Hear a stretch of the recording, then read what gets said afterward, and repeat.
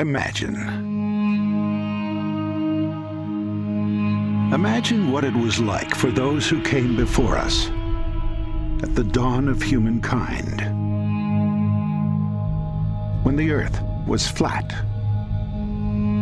when the moon and sun were our mother and father, and when the stars were just pinholes in the curtain of the sky. When we drew our history with primitive pictures, when we fashioned our shelters inside the cold rock of the landscape, when a long life was 30 years, when everything we saw was a sign, a flash from the sky meant God was angry. When the earth shook, the spirits were displeased. The floodwaters came, and we begged for forgiveness. The volcano erupted, and we appeased it with sacrifices.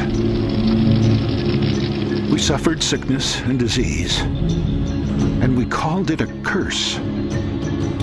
When loved ones perished, and we called it judgment. Everything was beyond our understanding. Mysterious, strange, wondrous, terrifying, unknown. Yet somehow we believed that we were the center of all things. And then we began to see our world with new eyes.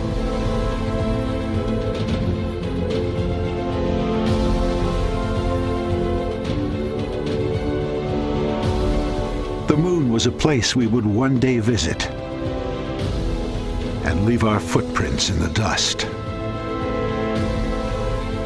The sun was a brilliant cascade of helium and hydrogen.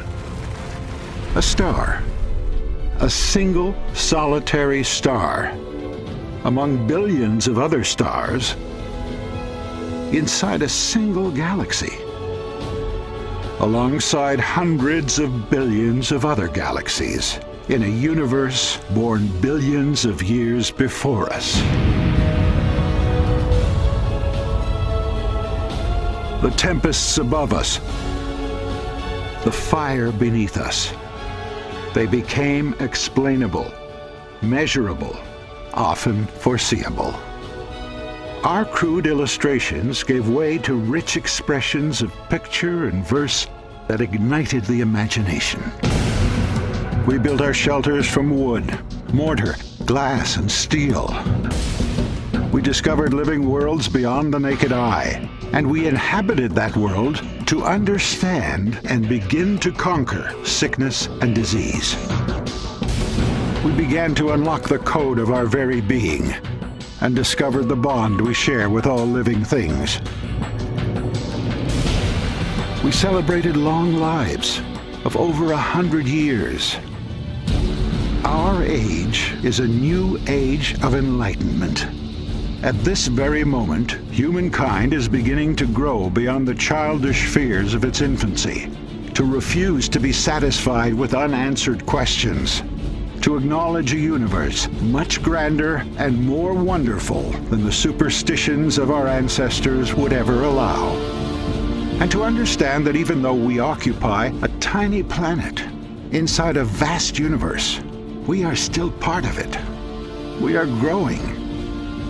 We are learning. We are achieving. We are evolving. To finally understand that we are not the center of all things.